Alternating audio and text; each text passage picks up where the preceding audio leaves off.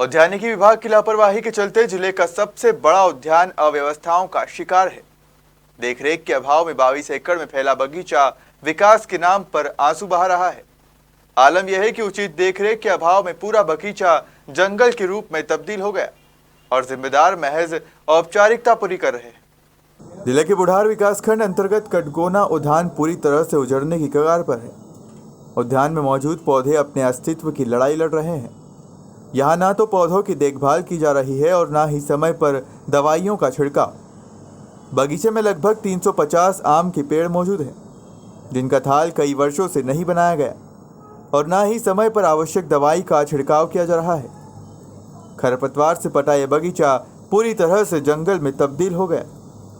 सबसे दिलचस्प बात यह है कि समय समय पर दवाइयों का छिड़काव न होने व उद्यान विभाग की लापरवाही के कारण खराब हुए फलों के लिए ठेकेदार द्वारा एक समाधि स्थल भी बनाया गया है।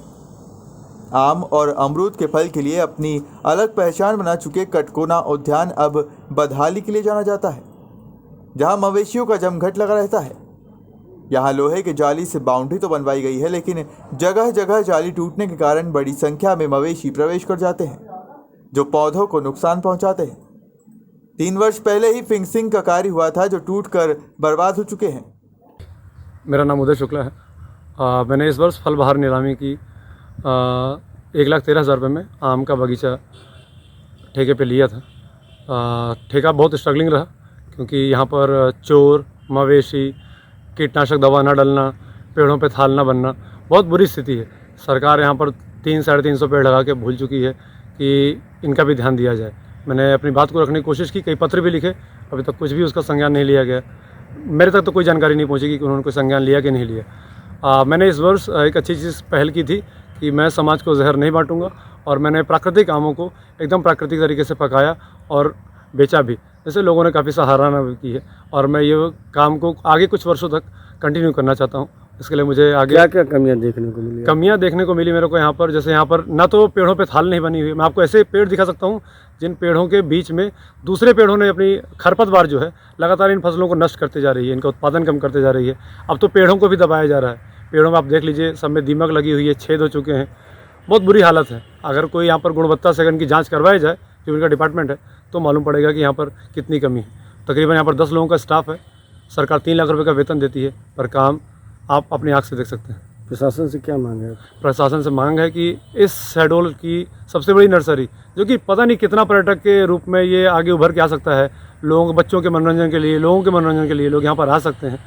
ये नीलामी करते समय ही सारी जानकारी जो है ठेकेदार को दे दी जाती है। जो भी नीलामी करता आते हैं उसी समय बता दिया जाता है कि नीलामी लेने के बाद सारी जवाबदारी ठेकेदार की हो जाती है। वो बगीचे की देख रेख करे, उसमें दवाई का छिड़काव करे जो ज़रूरत पड़े। हाँ, उसके लिए हम लोग सलाह दे सकते हैं कि कौन सी दवाई डालो, क्या करो, लेकिन विभाग का उसमें कोई रोल नहीं रह जाता है। वो तो कभी कभार जानवर जो है, प्राइवेट लोग जो है फेंसिंग, गांव का थोड़ा सा दिक्कत है, फेंसिंग खोल के जो है जानवर अंदर घुसा देते हैं, लेकिन फिर भी जानवर भगाने का प्रयास किया जाता है। आगे भी सुधार कार्य करने का प्रयास किया जाएगा कि जानवर जो है अंदर न प्रवेश करें। ऐसा नहीं है, ये मौसम की खराबी के कारण जो है मई महीने से ही बारिश होने लगी, तो कीट पतंगों का प्रभाव ज़्यादा हुआ और ठेकेदार को ये सलाह दी गई कि जैसे फल, एक पेड़ में फल पक गया, मतलब सारे फल तोड़ के उसको पका लो। यदि पेड़ में रखे रहोगे तो उसमें फ्रूट फ्लाई एक होती है, कीड़ा का अटैक होता है, उसमें फल का नुकसान होगा। लेकिन ठेकेदार द्वारा सिर्फ वो अपनी मनमानी किए और फलों को जो है पेड़ों पे रहने दी। शहडोल से निर्मल जायसवाल की रिपोर्ट।